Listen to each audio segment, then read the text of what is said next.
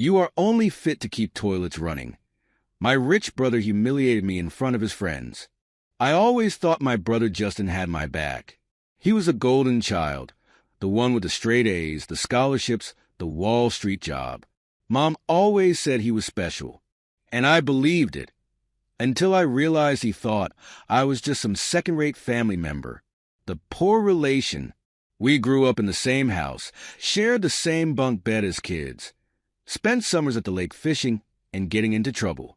But somewhere along the way, our paths split. Justin went off to Ivy League glory, and I stayed in town, building my own plumbing business from scratch. It's not glamorous, but it's honest work. The kind that keeps the world running while guys like Justin move money around on a screen. I work hard. Long hours, weekends, middle-of-the-night emergency calls. And I don't mind. There's something satisfying about fixing something with your own hands, knowing people rely on you when their pipes burst at 2 in the morning. My truck might not be fancy, but it gets the job done. My house isn't a mansion, but it's mine. And that's more than a lot of people can say. Justin, he wears suits that cost more than my mortgage payment, drives a sleek BMW, and spends weekends at exclusive golf clubs. He talks about equity markets and diversification strategies like normal people talk about the weather. We don't see each other much these days, just the occasional holiday or Mom's birthday. And every time I do, I remember why I keep my distance. This time was no different. Mom invited us both to a family dinner, but when I walked in, I knew it wasn't just family. Justin had brought his friends, shiny, polished people who looked like they belonged in some finance magazine. The kind of people who talked about investments over stake and saw manual labor as something you pay someone else to do. I was barely through the door when Justin clapped me on the back like we were old pals. "Hey, Mike, how's life in the trenches?" The words dripped with something I couldn't quite place. Not outright mockery, just enough to let me know my job was beneath him. I shrugged it off. Pays the bills. Dinner was worse. We sat around Mom's oak dining table, the one she's had since we were kids, and while she served up a roast with all the fixings, Justin and his friends served up the usual condescension. "Oh, Mike, you must have the strongest hands from all that pipe wrenching. Hey, man, if this finance thing doesn't work out, maybe I'll come work for you." Just kidding. I don't think I could handle getting my hands dirty. It wasn't just the words. It was the smirks, the chuckles, the way they looked at each other like I was some kind of novelty act. I glanced at Mom, hoping she'd say something. Instead, she gave me that awkward smile, the one she always gave when Justin was being, well, Justin. That was the moment it clicked. This wasn't just sibling teasing. It wasn't playful. Justin wasn't just making jokes. He was making a point.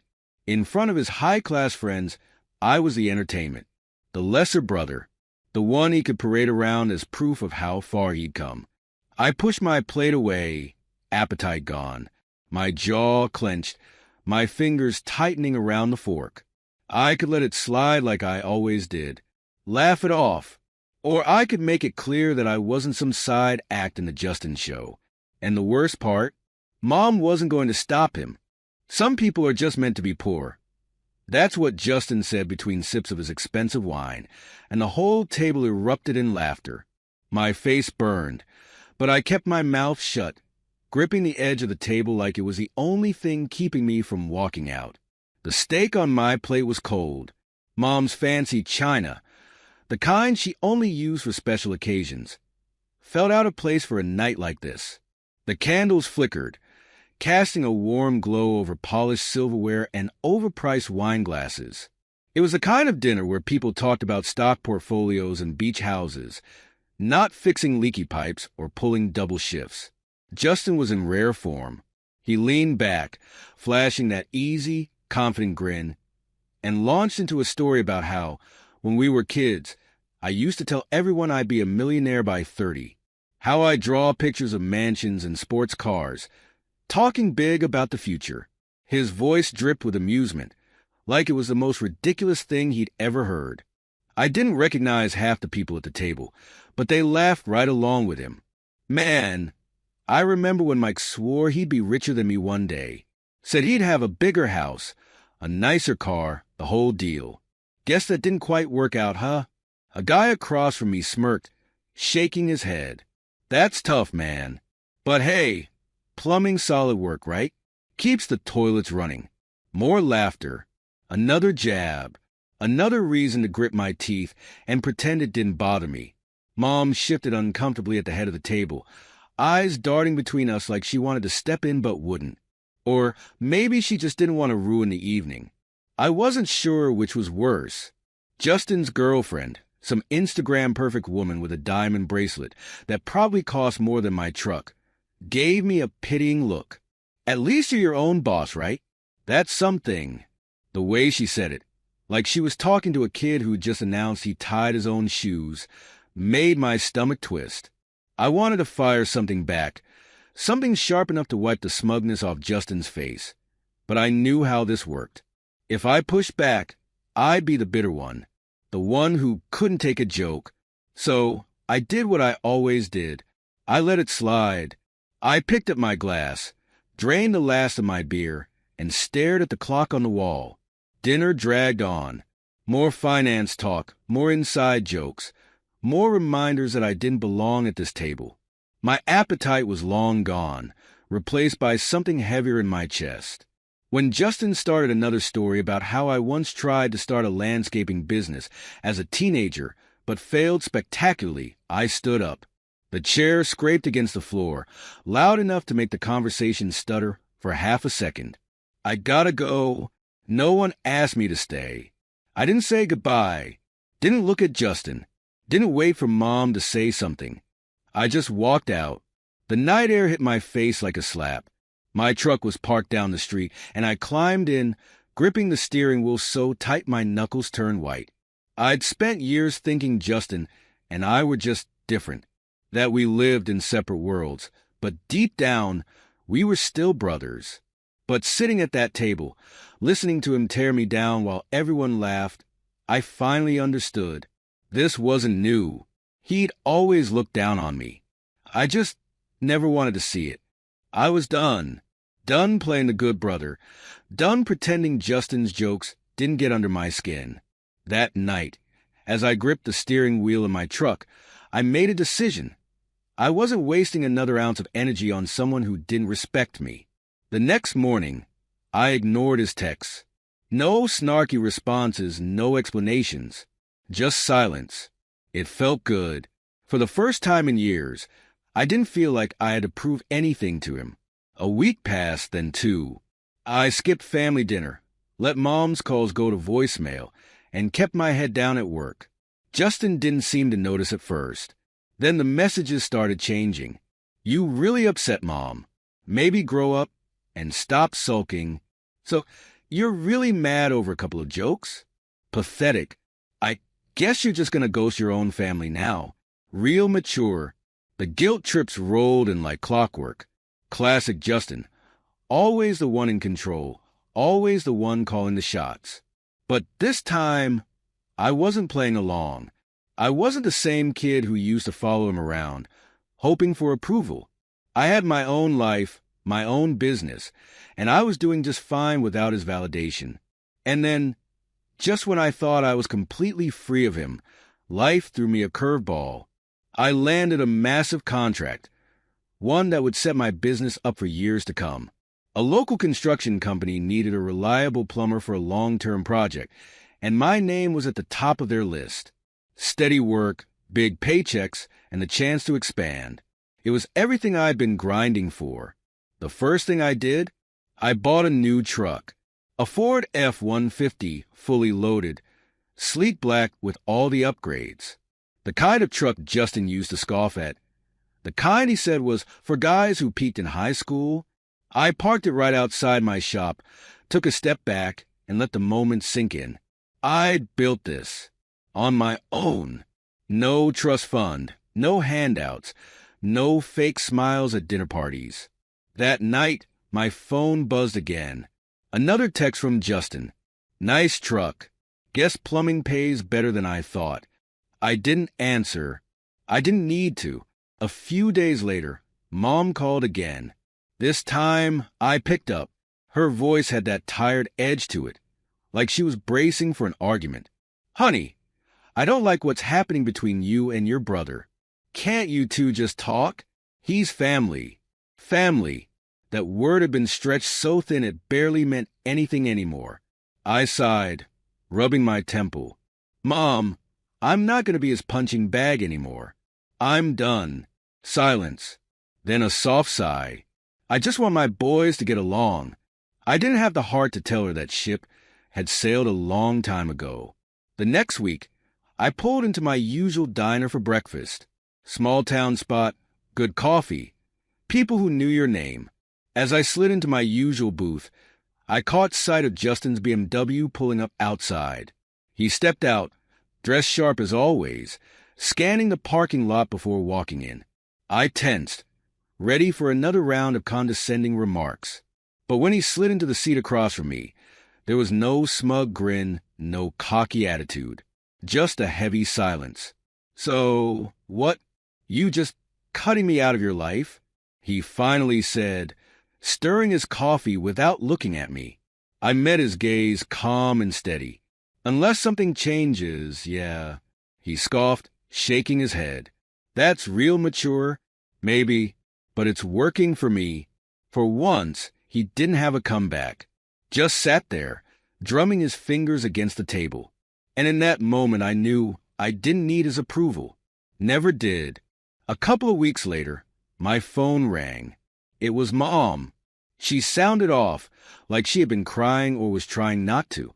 She wasted no time getting to the point. "Justin's in trouble." I didn't say anything at first. Part of me wasn't surprised.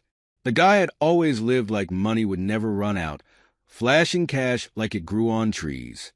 Turns out, that tree had finally been chopped down. Mom said he had fallen behind on rent, maxed out his credit cards, and even sold his car. The fancy life, the suits, the dinners at five-star restaurants. It was all a house of cards, and now it was collapsing. She hesitated before saying what I knew was coming. "Maybe you could help him? Just a little. He's your brother." I almost laughed. After everything, she still thought it was my job to bail him out. "Mom, those are his problems, not mine. He made his choices." She didn't like that answer. She sighed, disappointed but not surprised. "I just don't want to see my son homeless." I let her words sit for a moment. Justin had spent years acting like he was better than me, like my job and my life were beneath him. Now, he was the one scraping by, and she wanted me to fix it. "He's got options, Mom. He'll figure it out." She sniffed, her voice quieter now. "I know he hasn't been kind to you, but he's still family." I knew she meant well, but that word, family, felt like an excuse. A free pass for years of belittling and smug condescension. "I gotta go, Mom. Talk later." I ended the call before she could argue. For the next week, I kept my head down. Work was busier than ever, and I wasn't about to let Justin's problems take up space in my life. If he was smart, he'd find a way to get back on his feet. If not, well, that wasn't my problem. But life has a way of forcing things to the surface, whether you want it or not. It was late Thursday afternoon when my shop door flew open. The bell above the entrance clanged violently, and before I even looked up, I knew who it was. Justin stood in the doorway, and for the first time in my life, he didn't look like the guy who had it all together. He looked wrecked. His suit was wrinkled, his hair a mess, and there were dark circles under his eyes. I took a slow breath, setting down the invoice I had been working on. He wasn't here to make jokes this time, and I wasn't sure if I was ready to hear what he had to say. Justin stood in the middle of my office, shoulders slumped, eyes darting around like he was trying to find the right words. But I already knew why he was here. "You're not going to leave your own brother in the dirt, right?" His voice was rough, and not in the usual confident way. This was desperation, raw and unfiltered. I leaned back in my chair, arms crossed. My employees were still in the shop, probably overhearing every word. I didn't care. "You really came all the way down here to ask me for money?" After everything, I kept my voice even controlled. His jaw tightened. I don't have anyone else to ask. That wasn't my problem. He had spent years surrounded by so-called friends, people who toasted to his success and laughed at his jokes. Where were they now? I shook my head. You lived big, Justin. You made sure everyone knew it. Now, you want me to clean up the mess. His face darkened. So, what? You're enjoying this? Getting back at me. That hit a nerve. I exhaled slowly, forcing myself to stay calm. I'm not enjoying anything. I just don't owe you a bailout. He let out a bitter laugh, shaking his head. Right, because I was such a terrible brother. Because I made some jokes. I stood up. You made it clear you thought I was beneath you. Now, you're standing in my office, asking for help. Think about that. His nostrils flared, and for a second, I thought he was going to swing at me. But then his shoulders sagged, and he looked down. I just need some time. Just enough to get things sorted. I wasn't going to budge. You figure it out, just like I did. His hands clenched into fists at his sides. Without another word, he turned and walked out. For a moment, I just stood there, exhaling. I'd expected anger, but seeing Justin like that, completely drained, was something else. That night, I sat in my truck outside my house, staring at the dashboard. I wasn't happy about how things went, but I wasn't about to let him drag me down with him. A couple of days later, my phone buzzed. Not Justin, someone else. Hey, man, you got a second? It's about your brother. It was one of Justin's old finance buddies. His voice was low, cautious. He's in deep, real deep, and the people he owes? They're not the kind you want to mess with. My grip tightened around the phone. How bad is it? The guy hesitated. Bad enough that they're looking for him. And if they don't find him soon, well, let's just say he's out of time. I let out a slow breath, staring out into the night. Justin had always played with fire. Looked like this time, he finally got burned. A week passed, and the silence felt heavier than usual. I hadn't heard from Justin since he walked out of my office. Not a call, not a text. Part of me wanted to check in, but I forced myself to push that thought aside. He had made his choices, and I wasn't about to be dragged into his mess. Then one evening, my phone rang. Mom. Her voice was shaky, barely holding it together.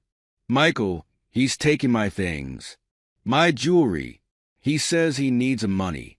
I closed my eyes and pinched the bridge of my nose. Justin was circling the drain. First his savings, then his car. Now he was raiding our mother's house. Did you call the police? My voice was flat, tired. Michael, he's your brother, she said through tears. He needs help. I let out a slow breath. I wasn't sure if I was more angry at him for sinking this low or at her for still trying to defend him. I can't do this, Mom. He's not my responsibility. She sobbed quietly. I just don't know what to do anymore. I sat there, gripping the phone, staring at the wall. A long silence stretched between us before she finally whispered, I'm scared for him. That stuck with me. I wanted to tell her he'd figure it out, that he had to, but for the first time, I wasn't so sure. I hung up and tossed my phone onto the couch. I tried to shake it off, focus on anything else, but my gut told me this wasn't over. The next morning,